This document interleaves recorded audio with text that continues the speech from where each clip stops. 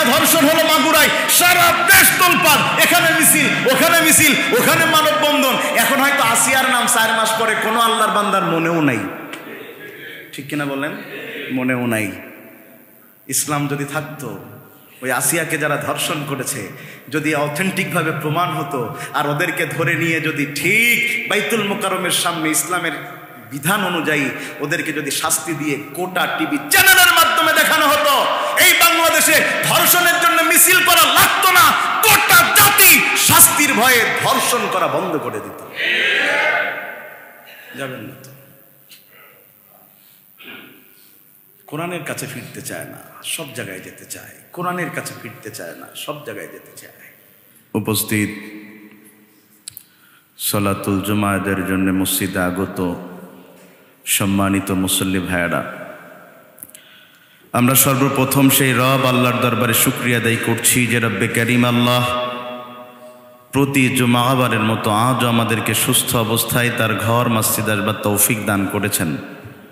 আমরা সেই আল্লাহর জন্য শুকরিয়াতান মুহাব্বাতান পড়ছি আলহামদুলিল্লাহ। আমরা পড়ছি রব্বানা লাকাল হামদ হামদান কাসীরান তাইয়িবান মুবারাকান ফিহি।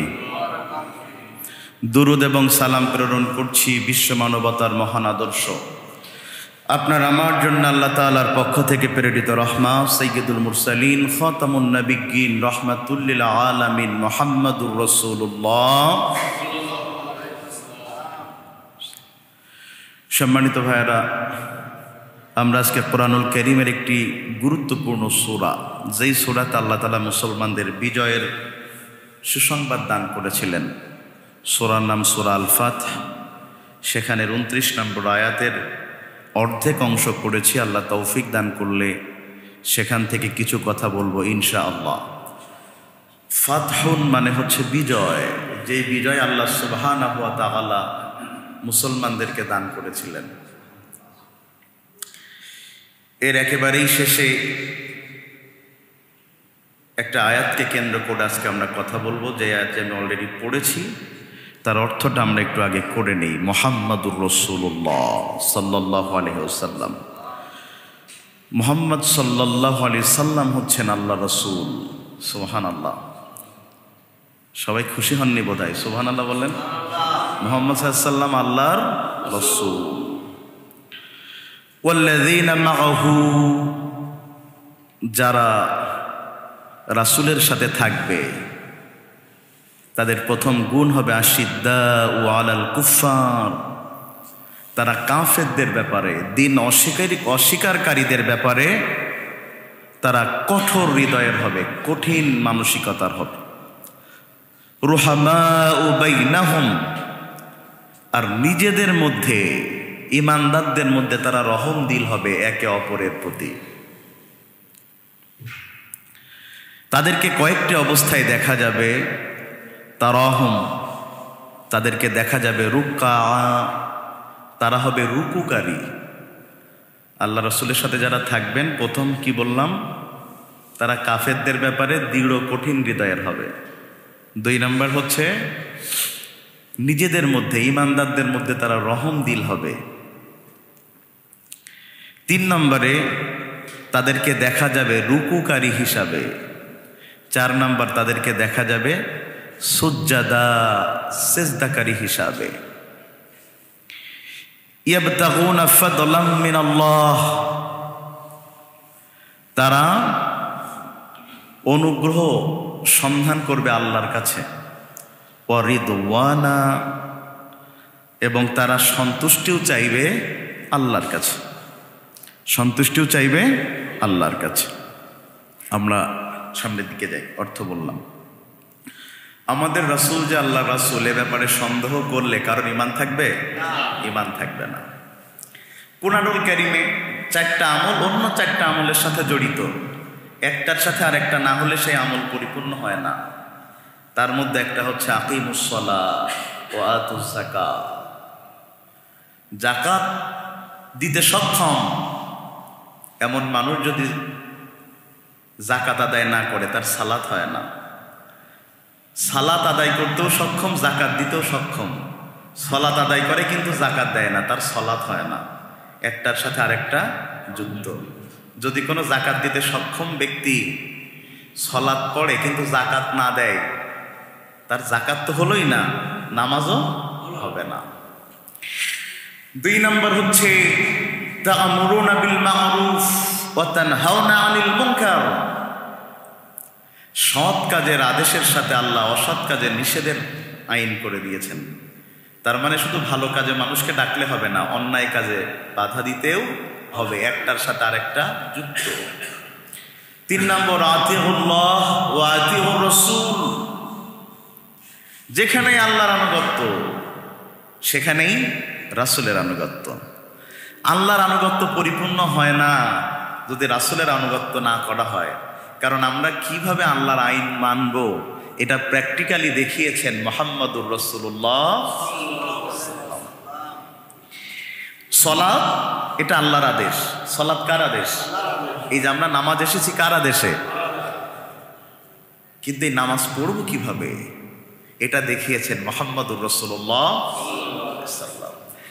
তার মানে আপনি ইচ্ছা করলেও আল্লাহর আনুগত্য পরিপূর্ণ করতে পারবেন না যদি রাসূলের আনুগত্য না হয়। এজন্যে আমলের ক্ষেত্রে রাসূলকে আমাদের আদর্শ বানানো হয়েছে। লাকাদ কানা লাকুম ফি রাসূলিল্লাহি উসওয়াতুন হাসানা। আবার আল্লাহকে পাওয়ার ক্ষেত্রেও রাসূলের আনুগত্যকে ফরজ করা হয়েছে। আল্লাহকে পাওয়ার ক্ষেত্রে রাসূলের আনুগত্যকে কুল ইন কুনতুম তুহিব্বুনাল্লাহা ফাত্তাবিউনি। যদি তোমরা আল্লাহর ভালোবাসা পেতে চাও 1 নম্বর রাসূলের আনুগত্য করো। তাহলে রাসূলের আনুগত্য না করলে আল্লাহর আনুগত্য হয় না, রাসূলের আনুগত্য না করলে আল্লাহর ভালোবাসা পাওয়া যায় না। আর যে ব্যক্তি আল্লাহর ভালোবাসা পায় না সে কশ্চিন কালেও আল্লাহর জান্নাতে প্রবেশ করতে পারবে না। তাইলে মৌলিক জায়গায় কার আনুগত্য? রাসূলের। কার? আমরা 3টে বলেছি, 4 নম্বরে আল্লাহ যেখানে ঈমান আনার কথা বলেছেন তার উপরে, সেখানে ঈমান আনার কথা বলেছেন রাসূলের উপরে। সুবহানাল্লাহ বললেন না? যেখানে ঈমান আনার কথা হয়েছে আল্লাহর উপরে, তারপরে ঈমান আনার কথা হয়েছে কার উপরে? রাসূলের উপরে। আমরা যে কালিমা পড়ি যদি রাসূলের পরে ঈমান না আনি কালেমা কি পরিপূর্ণ হয়? লা ইলাহা ইল্লাল্লাহু মুহাম্মাদুর রাসূলুল্লাহ, আশহাদু আল্লা ইলাহা ওয়া আন্না মুহাম্মাদার রাসূলুল্লাহ। রাসূলের উপর ঈমান ছাড়া ঈমান পরিপূর্ণ হয় না। যদি কোনো মানুষের আল্লাহর ব্যাপারে আকিদা থাকে আকাশ সম ঈমান, সে বিশ্বাস করে আমার ভালো মন্দের মালিক আল্লাহ, সে বিশ্বাস করে আমার রিজিকের মালিক আল্লাহ, সে বিশ্বাস করে আল্লাহ আমাকে সৃষ্টি করেছে, সে বিশ্বাস করে আমি দুনিয়াতে যা কিছু করছি এটা আল্লাহর রহমতে, সে সব বিশ্বাস করে আল্লাহর ব্যাপারে তার কোনো সন্দেহ। এই ব্যক্তিটা, এই একই ব্যক্তি যদি আমার রাসূলকে রাসূল মানে কিন্তু শেষ নবী না মানে, রাসূল মানেনি আমি কিন্তু তা বলছি না, রাসূল মেনেছে কিন্তু শেষ নবী মানেনি, সে বেঈমান হয়ে কবরে যাবে, আল্লাহর জান্নাতে যেতে পারবে না। ঈমান আকাশ সমান কার ব্যাপারে? আল্লাহর ব্যাপারে। কিন্তু রাসূলকে খালি শেষ নবী মানেনি, রাসূল যে শেষ নবী এর ব্যাপারে কোরআনে কথা আছে না? আমার আল্লাহ বলেন মা কানা মুহাম্মাদুন আবা আহাদিম মির রিজালিকুম ওয়ালাকির রাসূলুল্লাহি ওয়া খাতামান নাবিয়্যিন। ওয়া খাতামান নাবিয়্যিন, আমার রাসূল শেষ রাসূল, তারপরে কোনো রাসূল আসবে না। এটা হলো আহলে সুন্নাত ওয়াল জামাতের আকীদা। যদি আকীদায় কারোর কোনো সন্দেহ থাকে সে বেঈমান। আমার রাসূল শেষ রাসূল, আমার রাসূল শেষ রাসূল। আমার রাসূল যে রাসূল, আল্লাহর প্রেরিত রাসূল এবং শেষ নবী আমার আল্লাহ, এটা প্রমাণ করার জন্য অসংখ্য মুজিজা রাসূলকে দান করেছেন। সুবহানাল্লাহ। কাফেররা এসে হাজির হয়েছে, ও মুহাম্মদ সাল্লাল্লাহু আলাইহি ওয়াসাল্লাম, তোমাকে আমরা নবী বলে মেনে নেব যদি কিনা আমাদেরকে তুমি এমন একটা বিষয় দেখাতে পারো যেই বিষয়ের কারণে আমাদের মধ্যে ইয়াকিন মজুদ হবে যে তুমি আল্লাহ রাসূল। এমন কোন বিষয় আমাদের দেখানো দরকার। আল্লাহ রাসূল বললেন তোমরা কি দেখতে চাও? কাফেরদের পক্ষ থেকে জানানো হলো, আকাশের দিকে যেই চন্দ্র দেখা যায়, যদি তোমার ক্ষমতা থাকে, তুমি যেহেতু শেষ রাসূল, আল্লাহ রাসূল, তোমার যদি ক্ষমতা থাকে, তুমি তোমার আঙ্গুল দিয়া চাঁদের দিকে একটু ইশারা করে চাঁদটাকে যদি দ্বিখণ্ডিত করতে পারো, আমরা গোটা জাতি মেনে নেব তুমি আল্লাহ রাসূল। সুবহানাল্লাহ। রাসূল আমার আল্লাহর অর্ডারে আকাশের দিকে আঙ্গুল তুললেন। ইকতারাবাতিস সাআ ওয়া আনশাক্কাল কমার। কি কি আল্লাহ রাসূলের নবুয়ত প্রমাণের জন্য কি মুজিজা দিলেন। আঙ্গুল দিয়ে আকাশের দিকে রাসূল যখন ইশারা করলেন, রাসূলের নবুয়ত প্রমাণের জন্য আমার আল্লাহ চন্দ্র দুইটাকে পাহাড়ের দুই পাশে নামিয়ে আনলেন। সুবহানাল্লাহ। রাসূলের নবুয়ত প্রমাণের জন্য, রাসূলের নবুয়ত প্রমাণের জন্য। কিন্তু কাফেররা এটাকে জাদু বলে তাড়িয়ে দিল। তারা বলল, তোমার জাদু আকাশেও চলে। আসলে যার কপালে হেদায়েত নাই, ও রাসূলকে চোখে দেখার পরেও হেদায়েত আসবে না। আর যার হেদায়েত আছে, ১,৫০০ বছর আগে রাসূল চলে গিয়েছে, রাসূলকে না দেখেও সেই রাসূলের জন্য চোখের পানি ফেলতে পারে। আবু জেহেলদের সৌভাগ্য না যে রাসূলকে চোখে দেখেছে? কথা বলছেন না আপনারা? আবু লাহাবের সৌভাগ্য না যে রাসূলকে কোলে নিয়েছে? রাসূলকে কোলে নিয়েছে আবু লাহাব, রাসূলকে। আবু লাহাব রাসূলের জন্মে এতটা সন্তুষ্ট হয়েছিলেন, নিজের বাড়ির দাসীকে মুক্ত করে দিয়েছিল রাসূলের জন্মের আনন্দে।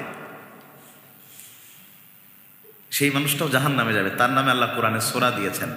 কারণ এ যেমন রাসূলকে সবার আগে কোলেও নিয়েছে, তেমনি দ্বীনের দাওয়াতের ক্ষেত্রে সবার আগে রাসূলের দিকে তাব্বাত লাকা ইয়া মুহাম্মদ এই কথা বলে পাথর ছুঁড়ে মেরে রাসূলকে রক্তাক্ত করেছে।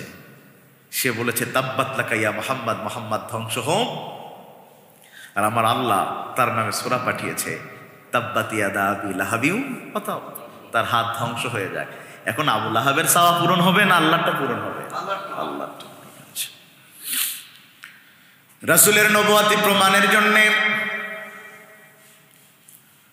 রাসূলের নবুয়ত প্রমাণের বিশাল একটা বিষয় আছে। খাতমে নবুয়তের বিশাল একটা চিহ্ন আছে রাসূলের পিঠের একেবারে মাঝ বরাবর। আল্লাহ খাতমে নবুয়তের একটা মোহর মেরে দিয়েছেন। সুবহানাল্লাহ। খাতমে নবুয়তের একটা মোহর মেরে দিয়েছেন। অসংখ্য প্রমাণ রয়েছে। আমার রাসূল যে শেষ রাসূল, এটা প্রমাণের জন্য আল্লাহ রাসূলের পিঠের এই সাইডে কি দিয়েছে? খাতমে নবুয়তের মোহর মেরে দিয়েছেন। সুবহানাল্লাহ। অসংখ্য সাহাবীরা সেটাতে চুমু খেয়েছেন। সুবহানাল্লাহ। বন্ধুগণ আমার, খুব মন দিয়ে শুনেন, রাসূলের নবুয়তের প্রমাণের জন্য কাফেররা যখন যে ষড়যন্ত্র করেছে সেটাকে তুলে দেওয়ার মাধ্যমে আমার আল্লাহ রাসূলের নবুয়তের প্রমাণ দিয়েছেন। আবু জেহেল রাস্তা দিয়ে হেঁটে যায়, রাসূল আমার হেঁটে আসে। আবু জেহেল বলছে, হাতের মধ্যে পাথর তুলে নিয়েছে মুহাম্মদ। এই বর্ণনার ব্যাপারে একটু কেউ কেউ দুর্বল বলেছেন। মুহাম্মদ সাল্লাল্লাহু আলাইহি সাল্লাম, আমার হাতের মধ্যে কি আছে যদি তুমি এটা বলে দিতে পারো, ঈমান আনবো। আল্লাহ রাসূল বললেন, চাচা, আমি না বলে যদি তোমার হাতের মধ্যে থাকা জিনিসটাই বলে দেয় সে কে, তুমি কি খুশি হবে নাকি? আবু জেহেল তো অবাক হয়ে গিয়েছে, কেমনে সম্ভব? হাতের মধ্যে থাকা পাথর নিজের পরিচয় দিয়েছে। এইভাবে আমার আল্লাহ রাসূলের নবুয়তের প্রমাণ দিয়েছেন।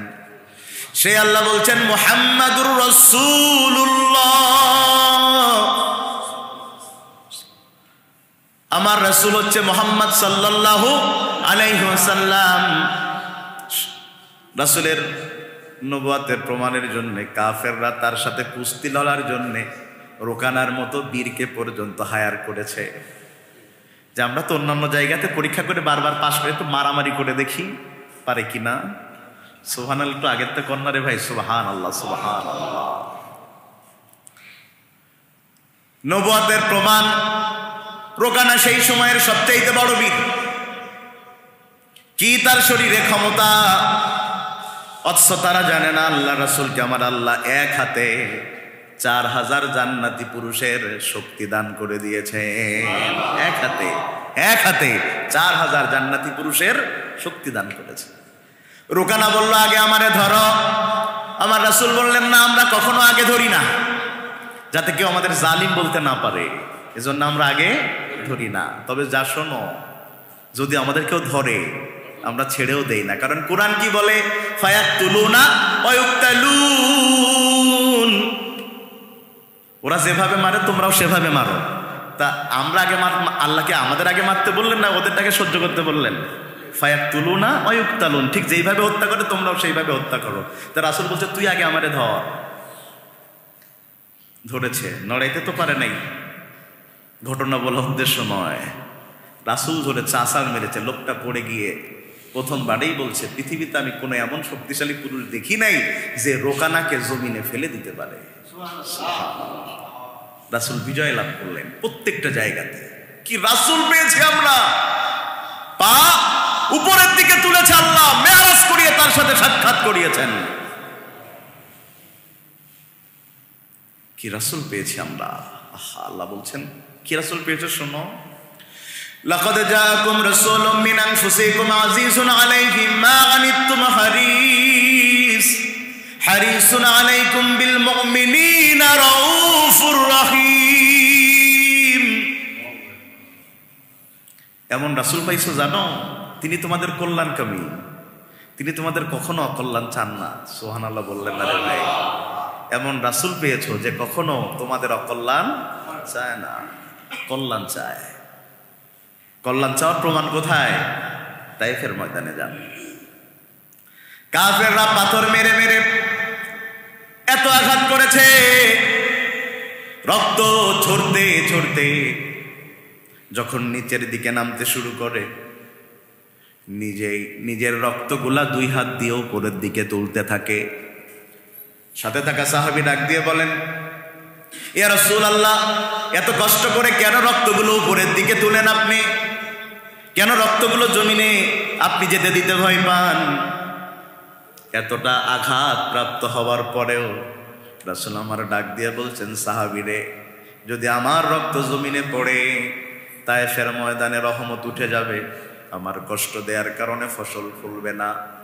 আমি চাই না এই তায়েফের মানুষ না খেয়ে থাকুক, আমি চাই না তাদের মধ্যে থেকে কোনো বরকত উঠে যাক। এত প্রহার করার পরেও এই কথা বলে সাহাবী এসে বলছেন, ইয়া রাসূলুল্লাহ, অর্ডার করেন তায়েফটাকে উল্টায় দেই।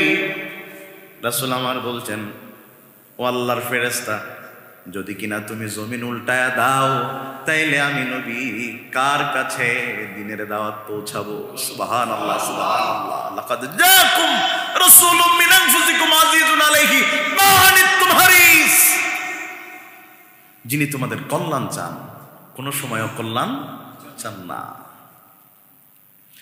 তায়েফের কথা ভেবে কাঁদে শুধু দুনয়ন, এমন দরদি পেতে কাঁদে মন অনুক্ষণ। উহুদে দাঁত ভেঙে দেয়া হয়েছে, রাসূলের দাঁত ভেঙে গিয়েছে, তাও উম্মতের জন্য কোনো বদদুয়া করেন নাই। লাকাদ জাআকুম রাসূলুম মিন আনফুসিকুম আযীযুন আলাইহি মা আনিতুম হারিস, কল্যাণ চেয়েছেন। সুবহানাল্লাহ, সুবহানাল্লাহ। তাহলে মুহাম্মদ সাল্লাল্লাহু আলাইহি ওয়াসাল্লাম কার রাসূল? একটু জোরে বলেন না, কার রাসূল? মুহাম্মাদুর রাসূলুল্লাহ। কি ক্ষমতা আল্লাহ দিলেন, চাঁদকে দ্বিখণ্ডিত করালেন, রোকানার সাথে যুদ্ধে জয় করালেন, নিজের মাধুর্য দিয়ে গোটা জাতিকে ইসলামের দিকে ধাবিত করলেন। সুবহানাল্লাহ, সুবহানাল্লাহ। প্রত্যেক নবীকে আল্লাহ নবুয়াতের, প্রত্যেক নবী হয়েই দুনিয়াতে এসেছেন, তবে নবুয়াতের ঘোষণা এসেছে বিভিন্ন সময়। তো প্রত্যেক নবীর নবুয়াতের ঘোষণা দেওয়ার আগে আমার আল্লাহ তাদের এমন যোগ্যতা দিয়েছেন যে ওই এলাকার মানুষদের এটা ভাবতে বাধ্য করেছেন, এই নবীর চাইতে সৎ, এই নবীর চাইতে যোগ্য আর কোনো মানুষ নাই। কোথায় আছে সেটা? হুয়াল্লাযী বা'আসা ফিল উম্মিয়িনা রাসূলাম মিনহুম, আল্লাহ প্রত্যেক রাসূলকে পাঠিয়েছেন তার যেই জায়গায় দাওয়াতের কাজ করতে দিবেন সেই কওমের মধ্য থেকেই বানিয়েছেন, সেই কওমের মধ্যে থেকে বানিয়েছেন। কেন? কারণটা কি? হ্যাঁ, যদি একটা ধরেন মক্কায় নবী বানাবে, যদি সিরিয়া থেকে এনে 40 বছর বয়সে নবীকে বলতেন তোমার ইনি নবী, অন্যরা বলতে এই লোকটা ভালো না মন্দ আমরা তো জানি না, কোত্থেকে আসছে তাও তো আমরা কিছু জানি না। কিন্তু যখন তাদের মধ্যেই বড় করেছেন, সেখানেই নবুয়াত দিয়েছেন, নবুয়াত না মানলেও নবীর চরিত্র নিয়ে প্রশ্ন তোলার কোনো সুযোগ তাদের থাকবে না। আবু জেহেলরা আমার রাসূলকে নবুয়াতের আগে মেনেছে না? কথা বলে না। নেতা মেনেছে, নেতা নেতা মেনেছে। কেমনে মেনেছে? কাবার পাথরটাকে স্থাপন করবে যেটাতে আমরা চুমা খাই, যেটাতে আমরা কি খাই? চুমা খাই। কে স্থাপন করবে? সব গোত্রের লোকেরা বলে আমরা। আমাদের দেশেও আছে না, সব বড় দলরা কি বলে? কথা বলে না, সব আমাদের। এখন তো দল, আগে ছিল কি? গোত্র। এখনো যেমন কোনো ঐক্যমত কমিশন, ঐক্যমত কমিশনে কোনো ঐক্যমত হয়? কথা বলে না, হয় খালি গ্যাঞ্জাম হয়। খালি কি হয়? শুধু এই যুগে না, ওই আয়ামে জাহিলিয়ার যুগেও গোত্রে গোত্রে কি ছিল? তখনও বলো ভাই ঐক্যমত কমিশন ছিল, আপনাদের মনে বিশ্বাস হয় না? হয়, ছিল। তখনও এক করার লোক ছিল, কিন্তু কোনো কাজ।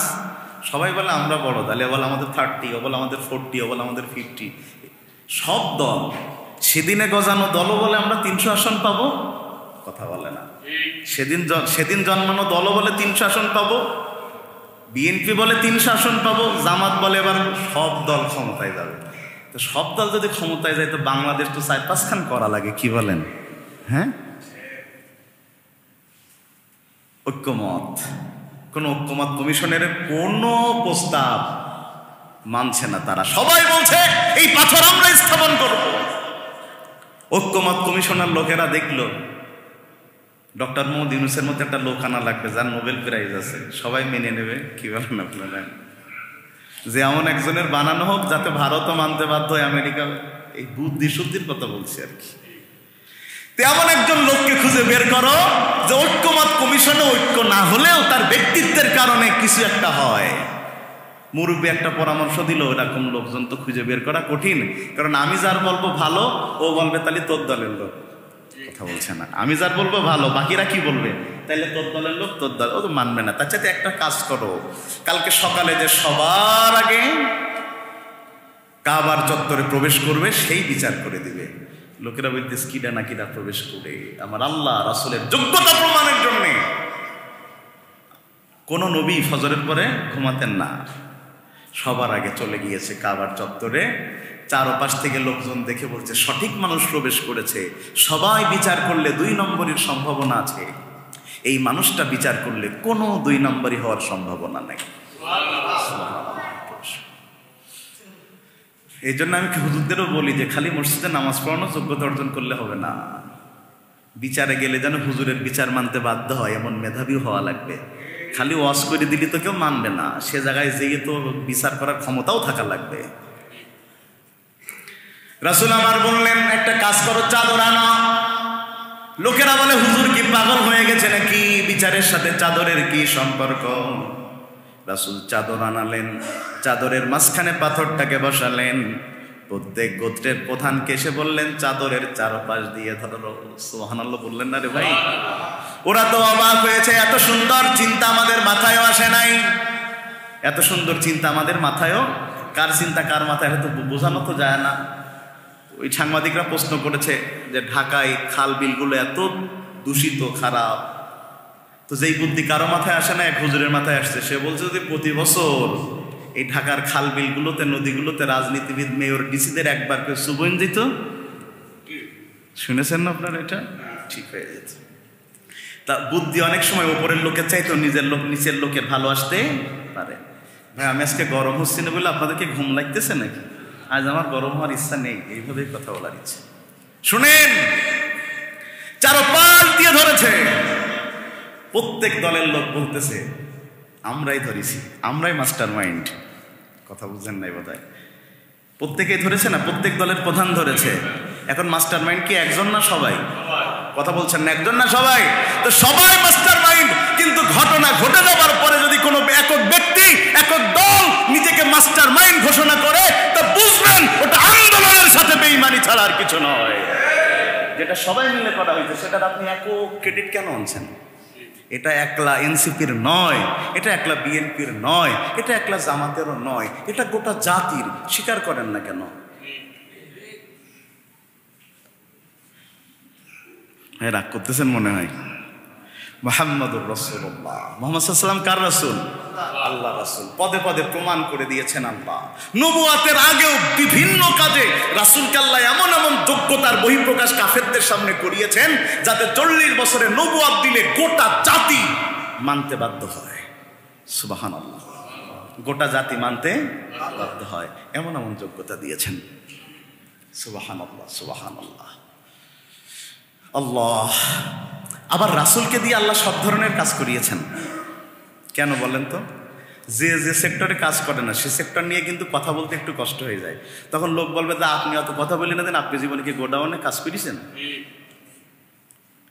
আল্লাহ রাসূলকে দিয়ে রাখালের কাজও করিয়েছেন, মালিকের কর্মচারী হিসাবে কাজও করিয়েছেন, আবার এতিম হিসাবে বড় করেছেন যাতে রাসূল এতিমদের নিয়ে কথা বললে কেউ এ কথা বলতে না পারে। আপনি তো নিজে এতিম ছিলেন না, কেমনে এতিমের মর্যাদা আপনি বুঝবেন? আল্লাহ রাসূলকে আল্লাহ প্রত্যেকটা স্টেপে স্টেপে শিখিয়েছেন। এত কিছু শেখানোর পরেও আল্লাহ রাসূলকে আলাদা করে তার কাছে ডেকে নিয়ে যেয়ে প্রশিক্ষণ দিয়েছেন কেমনে দেশ চালানো যায়। সুবহানাল্লাহ। কে ডেকে নিয়েছেন? বিশ্বাস হয় আপনাদের? আল্লাহ রাসূলকে একা ডেকে নিয়ে গিয়েছেন, তার কাছে নিয়ে যেয়ে কি দিয়েছেন? প্রশিক্ষণ দিয়েছেন। ওই যে এক সেনাবাহিনীর এক কর্নেল না গ্রেপ্তার হয়েছে, দেখেছেন আপনারা? মেজর যে কাদের নাকি প্রশিক্ষণ দিচ্ছে গোপালগঞ্জে যায়, তাকে সে যা হোক, সে তাদের ব্যাপার, ওরা যা করে করুক, ওটা আমার বিষয় না। তো মাঝে মধ্যে প্রশিক্ষণের দরকার হয় না? কথা বলছেন, টিচাররা যে পড়ায় প্রতি বছরের প্রশিক্ষণ থাকে না গভর্নমেন্ট থেকে? ইমামদেরও তো প্রশিক্ষণ থাকে, ইমাম প্রশিক্ষণ হয়, বিভিন্ন কিছু হয়, প্রশিক্ষণের প্রয়োজন হয়। তো রাসূল মক্কা থেকে মদিনায় যাবেন সাধারণ মানুষ হয়ে নয়, তিনি মদিনায় প্রবেশ করবেন রাষ্ট্রপ্রধান হিসাবে। তো কেমনে রাষ্ট্র চালাবেন সেই ট্রেনিংও দরকার আছে না? শোনেন ভাই, রাষ্ট্র আমি যদি রাষ্ট্র ক্ষমতা পাই, এই করব সেই করব, ইশতেহার 169টা দেওয়া সম্ভব, মানুষ বিশ্বাসও করলো, কিন্তু ক্ষমতায় যাওয়ার পরে তো মানুষ আমার ইশতেহারের সাথে মিল আছে কিনা সেটা মিলাবে। তো ইসলাম ক্ষমতায় গেলে এটা হবে সেটা হবে, রাসূল বলছেন। তো রাসূল যদি যে সঠিকভাবে মদিনা নামক রাষ্ট্র চালাইতে না পারে, তাহলে তো লোক রাসূলকে ফেইলার বলবে না, ইসলামকে ফেইলার বলবে। তাইলে রাসূলকে প্রশিক্ষণ দিয়ে পাঠাতে হবে না, যাতে কারো প্রশ্ন না ওঠে। সুবহানাল্লাযী আসরা বিআবদিহি লাইলাম মিনাল মাসজিদিল হারাম ইলাল মাসজিদিল আকসা। মেরাজ করালেন, রাসূলকে নিয়ে গেলেন নিজের কাছে। কেমনে দেশ চালানো যায়, সমাজ চালানো যায়, তার উপরে আমার আল্লাহ এমন প্রশিক্ষণ দিলেন। আল্লাহ রাসূল মাত্র 10 বছর দেশ চালানোর পরে রাসূল এবার বলছেন, খুব মন দিয়া খেয়াল করেন, কে বলছেন? তার মানে আমার রাসূল তো রাষ্ট্র চালাইছে, কথা বলে না। আমার রাসূল কি চালাইছে? মন্ত্রী হিসাবে, প্রধানমন্ত্রী, রাষ্ট্রপতি হিসাবে চালিয়েছেন, সবার উপরে। কথা কি সত্য নাকি ভাই? তাইলে ইসলামে কি রাষ্ট্র পরিচালনা আছে না নেই? আছে। রাসূল রাষ্ট্র চালাচ্ছেন, খেয়াল করেন। মাত্র 10 বছর চালালেন। 100 বছরের পরিকল্পনা নয়, 41 নয়, 71 নয়। রাসূল আমার 10 বছর দেশ চালালেন। দেশ চালানোর পরে রাসূল এবার ভাষণ দিচ্ছেন, একটা রাষ্ট্রপ্রধানের ভাষণ দেখেন। তিনি বলছেন, খায়রুল কুরুনি কারনিন, পৃথিবীতে যত শাসকের শাসন এসেছে সবচাইতে শ্রেষ্ঠ শাসন আমি রাসূলের। সুবহানাল্লাহ কইলেন না রে ভাই? এটা খালি মুখে বললে হবে? কথা বলে না, মুখে বললে হবে? মুখে দাবি করলে তো হবে না, মুখে দাবি করলেই হবে না, জনগণের তো বিশ্বাস করা লাগবে। কথা বলছেন না? জনগণের কি করা লাগবে?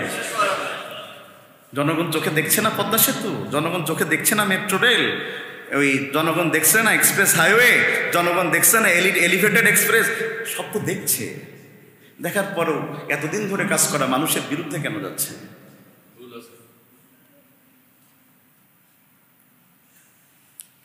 শুনেন, একটা রাষ্ট্র শুধুমাত্র উন্নতির উপর দিয়ে চলে না, একটা রাষ্ট্র পরিচালনা সবচেয়ে ফান্ডামেন্টাল যেটা বেসিক আইডিওলজি, সেটা হচ্ছে সুশাসন। যেখানে সুশাসন থাকে না সেখানে আকাশ সমান উন্নয়ন করলেও জনগণ খুশি থাকে না। মূলটা কি? সুশাসন। আমি তো রাষ্ট্রবিজ্ঞানের ছাত্র ছিলাম, তো সুশাসনের উপরে যত লেখা আমরা পড়তাম, যত উদ্ধৃতি আমরা দিতাম, সব বিভিন্ন রাষ্ট্রচিন্তকের। কোনো নবীর উদ্ধৃতি ওই বইগুলোতে ছিল না, কিন্তু তারা জানে না পৃথিবীর সর্বশ্রেষ্ঠ রাষ্ট্রচিন্তক ছিলেন প্রত্যেক নবীরা। কারা ছিলেন? প্রত্যেক নবীরা। রাসূল বললেন খায়রুল কুরুনি কারনি, সর্বশ্রেষ্ঠ যুগ আমার যুগ। এ কথা মুসলমানেরা মেনে নিলে অন্য ধর্মের লোকেরা মানতে বাধ্য নয়। তারা বলছে আপনি যেটা বললেন তার প্রমাণ দেন। তার কি দেন? রাসূল বলছেন শোনো, বুখারীর হাদিস, রাসূল বলছেন শোনো, আমার রাষ্ট্র ব্যবস্থা এমন, সানা থেকে হাজরামাউত একটা ব্যবসায়ী তার বিশাল ব্যবসার মাল নিয়ে সেই ইয়ামেন থেকে সৌদি আরবে অদূরে পৌঁছাবে, তার মালামাল লুণ্ঠন করে নেয়ার মতো, ছিনতাই করে নেয়ার মতো কোনো মানুষ খুঁজে পাওয়া যাবে না। সুবহানাল্লাহ। বাড়ির যেয়ে বলা চিন্তা করেছেন আপনি, একটু জোরে কন্যা সুবহানাল্লাহ। আর আপনি ঢাকায় যান, পকেটে মোটে 2000 টাকা আর এটিএম কার্ড নিয়েছেন, বলছেন রাস্তাঘাটে টাকা নিয়ে চলা যাবে না, এটিএম কার্ড নিয়েছেন। আমি চিন্তা করছি যে এটিএম কার্ডে যোগ না হয় তাতে জনগণ করতো কি?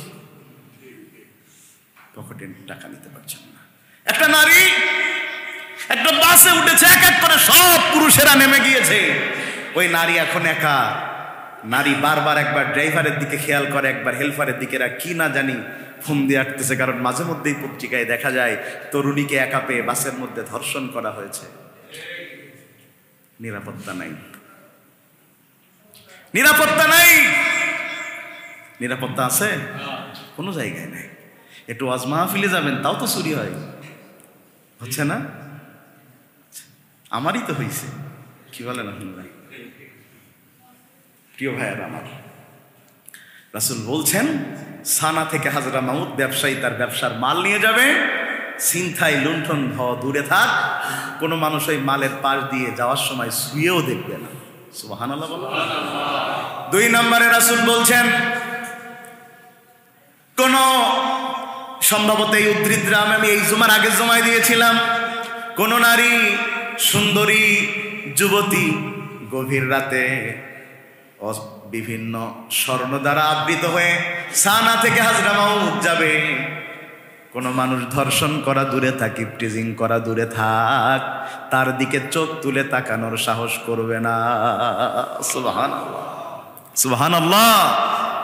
ভাইয়েরা আমার, রাসূলকে দিয়ে আমার আল্লাহ রাষ্ট্র চালালেন 10 বছর, তার আগে প্রশিক্ষণ দিলেন আরশে মুআল্লায়।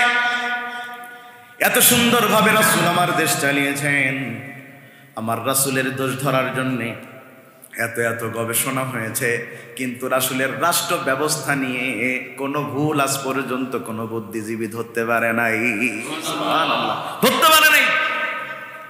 আমাদের সমাজে কিছু মানুষ তারা শরিয়া আইন চায় না, মানে রাষ্ট্র ব্যবস্থায় কোরআন দিয়ে চলুক চায় না। তারা কি বলে এক্ষেত্রে? তারা বলে তাইলে দেশ তো মধ্যযুগে ফেরত যাবে। যেমন মধ্যযুগে ফেরত যাবে কেমন? বলছে কোরআনের আইন অনুযায়ী চুরি করলে কি কাটা লাগবে? একটু জোরে বলেন না, চুরি করলে কি কাটা লাগবে? জেনা করলে কি হবে? তো এটা তো মধ্যযুগীয় বর্বরতা। তা আমি বলি এটা নিয়ে আপনার চিন্তা কেন? যদি হাত কাটে তা আপনার ভয় কেন? যদি আপনি চুরি না করেন তাইলে তো আপনার হাত কাটার ভয় নাই। হাত কাটার ভয় তো সমাজে ইসলাম কায়েম হলে কেবল করবে তারা আন্তর্জাতিক খ্যাতি সম্পন্ন চোরের বাচ্চা যারা। আপনি হাত কাটার চিন্তা করছেন কেন? আপনি তো চুরি করবেন না, তা দেশে হাত কাটার আইন যা হয়, আপনি যেহেতু চুরি করবেন না, তাইলে আপনার টেনশন কেন? জেনা করলে পাথর দিয়ে মারো বলতেছে, ওরে বাবা, তার মানে বোঝা যায় আপনার মাঝে মধ্যে একটু বাইরে মারা স্বভাব আছে। কথা বলছেন না, না আপনি ওরে বাবা বলছেন কেন? বোঝা যায় এই চরিত্র আপনার মধ্যে আছে বলে আপনি চান না। কথা কি ঠিক? একটু সামনের দিকে এগিয়ে আসবেন, একটু এগিয়ে আসেন, এই সামনের কাতার টেক করে বসে ভালো করে বুঝেন। তাইলে শরিয়া আইনে কেবলমাত্র ভয় করে তারা অপরাধী যারা। বলেন কি যারা? অপরাধী যারা। আল্লাহর কসম করে বলি, আমি হুজুর বলে তাই বলছি না, আল্লাহর কসম করে বলি, এখনো রাষ্ট্র পরিচালনায়, রাষ্ট্র ব্যবস্থা পরিচালনায় আল্লাহ চাইতে ভালো কোনো বিধান পৃথিবীর মানুষ দিতে পারেনি, পারবেও না। দিতে পারেনি, পারবেও না। ইনসাফের ক্ষেত্রে ইসলামের চাইতে বেশি ইনসাফ আর কেউ করেছে? জোরে বলেন, ইসলামের চাইতে বেশি ইনসাফ আর কেউ করেছে? হযরত ওমরের দিকে তাকান, তার শাসনামল বিধর্মীদের একটা উপাসনালয়ে কে জানি কে বা কারা ভাঙচুর করেছে, তাদের মূর্তির নাক কেটে নিয়েছে। নাক কেটে নেয়ার কারণ হলো অপমান করা। নাক কেটে নেয়ার মানে কি? নাক কাটা, কান কাটা। একজন মানুষকে মারবেন, ও যত না অপমানিত হবে, নাক খেসুর দিলে তার চাইতে অপমানিত হবে, ঠিক না? এটা চূড়ান্ত পর্যায়ে। নাক কেটে নিয়ে অপমান করা হলো। মূলত উদ্দেশ্য ছিল ওই দেশের মধ্যে জাতিগত বিভেদ তৈরি করা। জাতিগত, আসলে এই যে মসজিদ ভাঙা, মন্দির ভাঙা, এগুলো কিন্তু মূলত ধর্মপ্রাণ মানুষরা করে না। এই ভাঙাভাঙির কাজে তৃতীয় পক্ষ জড়িত থেকে করে গ্যাঞ্জাম লাগায় দেয়। কথা কি ঠিক? ভালো করে বুঝুন। নাক কেটে দিয়েছে তারা, এবার ভাঙা মূর্তি নিয়ে হাজির হয়েছে হযরত ওমরের দরবারে। এসে বলছে, আপনার শাসন আমল, আমরা অন্য ধর্মের লোক, আমাদের নাগরিক সুবিধা দেয়া আপনাদের ইসলামে তো ফরজ, সুতরাং আপনি বের করতে হবে কে এই নাকটা কেটে দিয়েছে। হযরত ওমর সময় নিলেন, আলটিমেটাম দিলেন, তদন্ত সংস্থার লোকজন লাগালেন, কিন্তু ধরা যায় না। ধরবেন কেমনে? কারণ শুটকির গোডাউনে যদি বেড়াল পাহারাদার হয়, বুঝেননি বোধ হয়, শুটকির গোডাউনে পাহারাদার কিডা, ধরবেন কি করে? খাচ্ছে তো বিড়ালে। এখন ধরবেন কি করে? আসলে তো মুসলমানরা ভাঙেনি, ওই ওদের ধর্মেরই একজন ভেঙে মুসলমানদের বিতর্কিত করতে চেয়েছে ধরা। আর সেই সময় তো সিসি ক্যামেরা থেকেও লাভ কি ভাই? সিসি ক্যামেরার কত ছবি ক্যাপচার করে জীবনে দিলাম, কোনোদিন ধরা পড়ে না। সেই আমেরিকার সেই গল্পের মতো, যদিও গল্পের বাস্তবতা নাই, এমনিতেই বলছে নাকি আমেরিকায় চোর ধরা মেশিন কেনা হলো। আমেরিকায় চোর ধরা, একদিন চোরেরা সেই চোর ধরা মেশিনই চুরি করে নিয়ে গেছে। তো সিসি ক্যামেরাটা আমাদের মনের সান্ত্বনা বা কোনো ঘটনা ঘটনা তো দেখা বা প্রমাণ স্বরূপ থাকা, এটা ছাড়া আর কিছু না। ওই সময় তো সিসি ক্যামেরা না। হযরত ওমর তদন্ত কমিটি লাগিয়েও যখন ব্যর্থ হলেন, খুঁজে পেলেন না, সব জনগণকে এক জায়গায় করে বললেন, আপনাদের দায়িত্ব আমার। এই মূর্তিটার নাক কাটা গিয়েছে, আমি তদন্ত করে, আমি ব্যর্থ শাসক, সুতরাং আমি এখন আদেশ করছি, ওই মূর্তির ঠিক যেই জায়গা থেকে নাক কেটে নেওয়া হয়েছে, আমার নাক সেখান থেকে কেটে নিয়ে মূর্তির উপর স্থাপন করা হোক। এই কাজ যিনি মূলত করেছিলেন, সেই ধর্মের লোক, সমাজের মধ্যে বিভেদ তৈরির জন্য তিনিও হাজির ছিলেন। তিনি সেখান থেকে কাঁদতে কাঁদতে উঠে দাঁড়িয়ে বললেন, ওমর, তোমাদের ধর্ম এত সুন্দর, আজকের আগেও আমার বিশ্বাস হতো না যেই ধর্মের লোকেরা রাষ্ট্র ক্ষমতায় থাকা অবস্থায় অন্য নাগরিকদের জন্য এমন সুব্যবস্থা করে, সেটার চাইতে সেরা ধর্ম আর হতে পারে না। আমি নিজে নিজের অপরাধ স্বীকার করে নিচ্ছি, আর ইসলামী শাসন অনুযায়ী আমার শাস্তি দাবি করছি। এটার নাম ইসলাম। এটার নাম কি?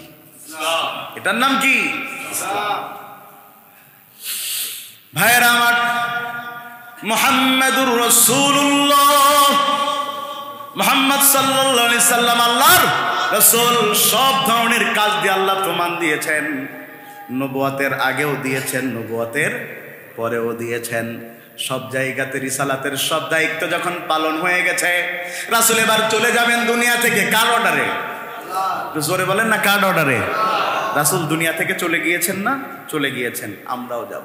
রাসূল এবার কি বলে যাচ্ছেন দেখেন। লক্ষ লক্ষ সাহাবীর সামনে বক্তব্য দিচ্ছেন, প্রায় ১৬ লক্ষ। লক্ষের সোয়া মানে কম না বেশি? লক্ষের বেশি, মানে ১,১৫,০০০। এই ১,১৫,২৫ এই পরিমাণ সাহাবী হাজির। মাইক টাইক তো নাই, মানে বক্তব্য দেওয়া হচ্ছে এখান থেকে ওখানে, ওখান থেকে ওখানে রিলিজ হতে শুরু করছে। সুন্দর পদ্ধতি। এজন্য এখনো অনেক জায়গাতে মাইক ব্যবহার হয় না। বিদায় হজকে খেয়াল করে যে আমরা বক্তব্য দিব, মানে ট্রান্সফার হতে থাকবে আর কি। যদি হ্যাঁ, যেমন আমরা নামাজে হুজুর বলেছেন মোকাব্বির, এটা ঠিক। তো আল্লাহ রাসূল এবার বক্তব্য দিচ্ছেন, সর্বশেষ বক্তব্য। এই বক্তব্য ছিল 25 মিনিটের। কত মিনিটের? এই যে আমি প্রতি জুমায় বক্তব্য দিই এতক্ষণ, তাও তো শেষ হয় না, মাঝে মধ্যে 2-4 মিনিট আবার চেয়ে নিই। তার মানে আমাদের তো জ্ঞান কম, এই জন্যই কথা শেষ হয় না। তাদের জ্ঞান বেশি, তাদের কথা দ্রুত শেষ হয়।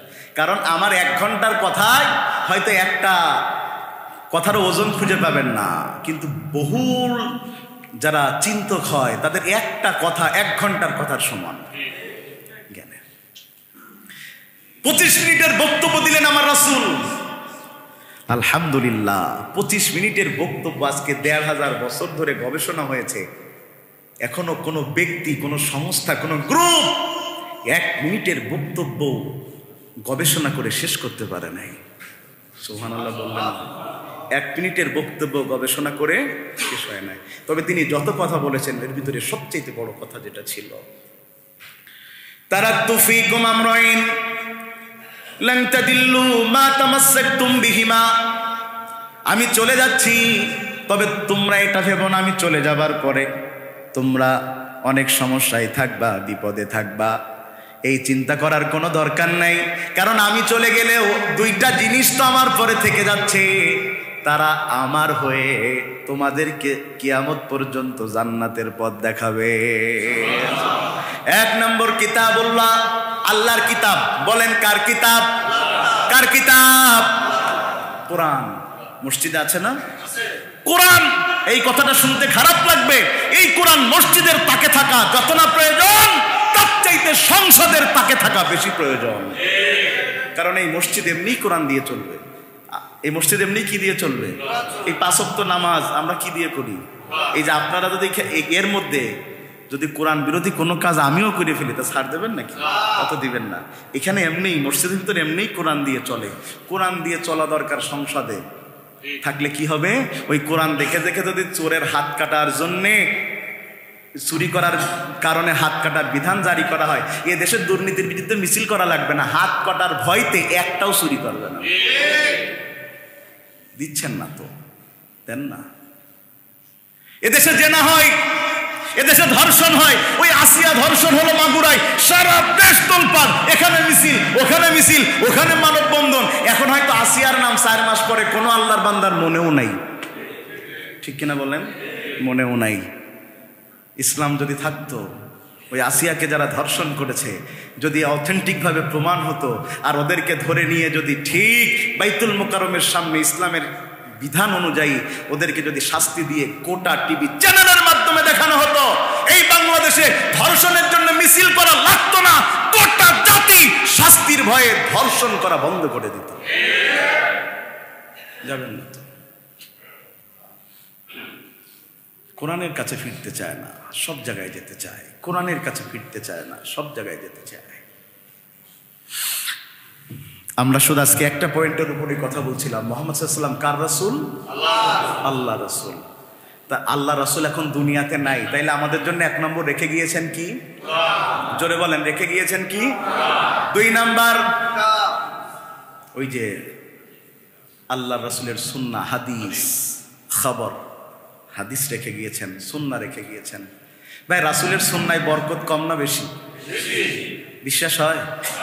বিশ্বাস হয়? মাশাআল্লাহ। আমার রাসূল যতগুলো কথা বলে গিয়েছেন মিলান, এই স্বাস্থ্য বিষয়ে মিলান। আল্লাহ রাসূল বলেছেন ফজরের পরে ঘুমায় দুর্বল মুমিনেরা। আমারও ঘুমান লাগে ফজরের পরে, যে 6 মাস ওয়াজ করি ভাই, ও তো ফজরে বাড়ি আসি, মানে ঘুম শুরু হয় ফজরের পরে। আমরা মানুষ, আমার দিকে এই জায়গাটা একটু পয়েন্ট খেয়াল করেন। আমরা কিন্তু ভাই যতটা না রাসূলকে মানি, তার চাইতে ডাক্তারকে মানি। কেউ তো ঠিক বললেন না। রাসূল হাদিসে বলেছে 1400 বছর আগে, সকালবেলা কি করো? নামাজের পরে হাঁটো। কি করো? স্বাস্থ্য চর্চা করতে বলছে না? আপনি জীবনে রাসূলেরটা মানেননি। এবার যখন ডায়াবেটিস 17, ডাক্তার বলেছে না হাঁটলে মরে যাইবা, পরের দিন সকালে রাসূলেরটা মানেন নাই, ডাক্তার একটা মেনেছেন, বরকত কমে গিয়েছে, এজন্য হাঁটতেছে, তাও ডায়াবেটিস কমে না। কারণ আপনি ডাক্তারের সুন্নাত মেনেছেন, আল্লাহ রাসূলের সুন্নাত মানেন নাই। রাসূল যা আল্লাহ রাসূল খাওয়ার ক্ষেত্রে কি বলেছে? পেট 3 ভাগের 1 ভাগ করো, 1 ভাগ পানি 1 ভাগ খালি রাখো। শুধু আপনারা না, আমিও। আমরা মনে করি যে গলায়ও 1 ইঞ্চি ফাঁক থাকে, তাও আল্লাহর নামকে দিয়ে দাও। কথা বলতেছে না, ঠিক না? এবার গলায় তো ফাঁক নেই, আত তো তোলা যাচ্ছে না, আত না তুললে তো হজম হবে না। বলতে কোনো চিন্তা নেই, মোজো আর কোকোলা আছে না, দেও হোক করে তুলে দিয়েছে, আল্লাহর মধ্যে হজম হয়ে গিয়েছে। দিন শেষে লাভ কি? লাভ নাই। ফ্যাটি লিভার আমারও আছে, কারণ আমিও মানতে পারি নাই রাসূলের সুন্নাত। দৌড়াদৌড়ি করা লাগছে, লিভারের সমস্যা। আরে রাসূলের সুন্নাত যদি মানতে পারতাম, এখন ডাক্তারের কাছে আমরা যাচ্ছি জাহাঙ্গীর কবির। কি কবির? ওনার নাম সবাই চেনেন বলে বললাম, ওই নাম ডাক্তারের অভাব নেই, মেলা আছে আর কি। যে এবার বলতেছে এই খাবা সেই খাবা। আহারে আমি হাদিস ভোজ্য, এই যে ডুবা তেলে খাবার না খাওয়ার ব্যাপারে রাসূলের প্রায় 27টা হাদিস রয়েছে। সুবহানাল্লাহ বললেন না? মানিনি। কিন্তু জাহাঙ্গীর কবির যখন বলিস খবরদার ললিপপ খাবা না, কথা বলে না, বলতেছে এটা মানা লাগবে নাই। সমস্যা হয়েছে, জাতি যখন সুন্নাত ছেড়ে দিয়েছে, গোটা জাতি শরীরেও অসুস্থ হয়েছে, মনেও অসুস্থ হয়েছে, জাতিগতভাবেও অসুস্থ হয়েছে। রাসূলের সুন্নাত কি? ঘুমানোর আগে নিজের বেড নিজে ঝেড়ে ঘুমাও।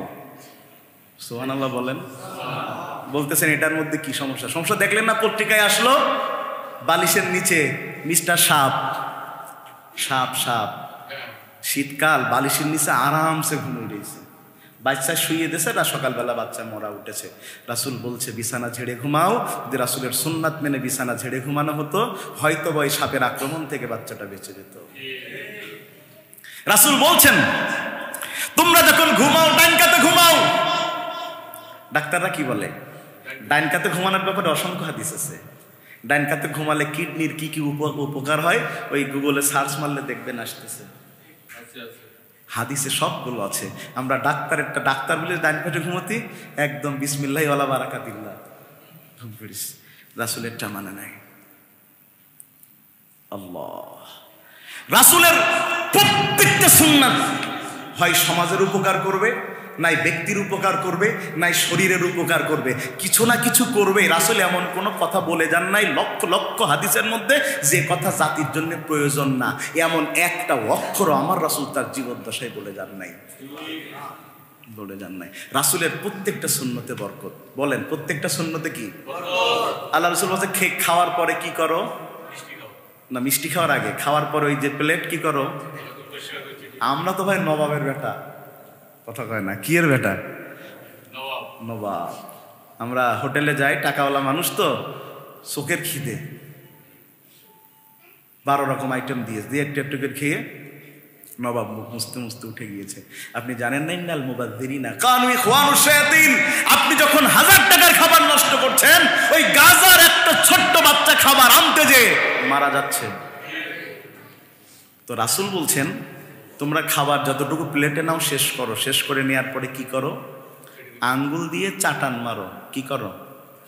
তা আমরা কি চাটতে চাই? বাবা, আজ যদি দেখা যায় যে কারোর বাড়ির অনুষ্ঠানে তো মইত যাবে, তাও চাটবে না, কারণ অন্য লোকেরা বলবে হাগুইরে।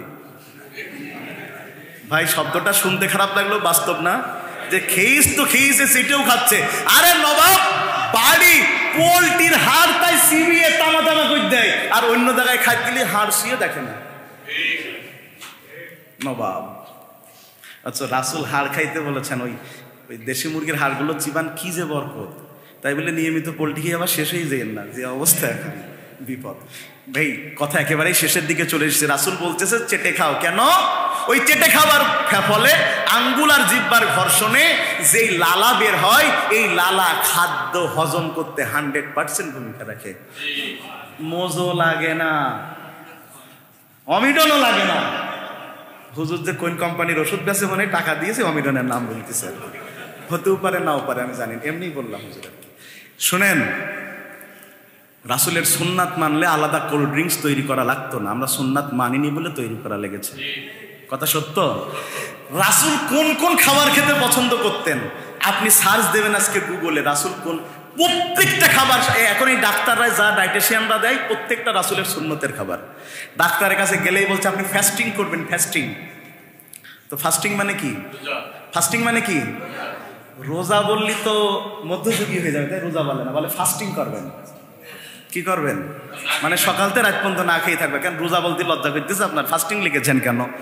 রোজা রাখবেন। আল্লাহ রাসূল প্রতি সপ্তাহে রোজা রাখতেন সোমবার। প্রতি সপ্তাহে কয়টা রাখতেন? 2টা। সোমবারে রাখতেন আর বৃহস্পতিবারে।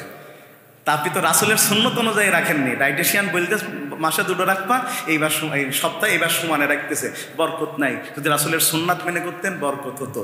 সর্বশেষ কথা, আপনারা বলবেন ডাক্তার বললি বরকত নেই, হুজুর বললি বরকত, একই কাজ কেন? এইটা বলেই কথা শেষ করি। সেটা হলো, আপনি বাড়ি বানিয়েছেন। কি বানিয়েছেন? তা দক্ষিণীর বাতাস পাওয়ার জন্য জানলা আপনারা করেন না? সবার বাড়ি তো আর আমার সভাপতির মতন ডুপ্লেক্স না। আমরা কি ওই করি না, ওই যে কি বলে থাইটা, এখন তো থাই লাগাই, আগে তো থাইটাই লাগাই। জিজ্ঞেস করবো, ভাই কেন করেছেন এটা? সামনে সুন্দর ব্যালকনি, হাঁটাহাঁটি করা যায়, ওখানে বসে স্বামী স্ত্রী, ওই ডিম লাইটের আফসা ছোঁয়া আলো, একটু একটু করে বাতাস যাচ্ছে, আর ওনারা চা খাচ্ছেন, একটু ব্যাপারই আলাদা, বড়লোক একটা ভাব আছে। ব্যালকনিতে বসে খাওয়াচ্ছেন, একটা ভাব আছে। কেন করেছেন? তো বলে প্রশান্তির জন্য জানালা ব্যালকনি। আর একজনকে জিজ্ঞাসা করলেন, ভাই কেন করেছেন? সে বলছে, ভাই বাতাস তেমনি আসবে, তো আমার মূল উদ্দেশ্য, আমার ফজরে তো ঘুম ভাঙে না, এর জন্য জানালা খুলে রাখবো, যাতে দুর্গাপুর সিদ্দিকিয়া মসজিদ থেকে মুয়াজ্জিন জহির সাহেব আজান দিলে একেবারে কানে এসে ঢোকে, একবারে উঠে যাইতে পারে। সুবহানাল্লাহ বললেন না? ও যে আজানের জন্য জানলা রাখলে, এর জন্য জীবনেও বাতাস ঢুকবে না। ঢুকবে, কিন্তু সোয়াব হচ্ছে এই জানালাই সোয়াব। কেন? ওর নিয়ত ছিল আজানের আওয়াজ ঢুকবে, ফজরের নামাজে আসবে। কথা মনে হয় বোঝাতে পারিনি। এই একটু আগে যে বললাম যে রাসূলেরটাই বরকত, অন্যটাই না, কেন বললাম? এই কারণে। কথা কি বোঝাতে পারিস আমি আপনাদের?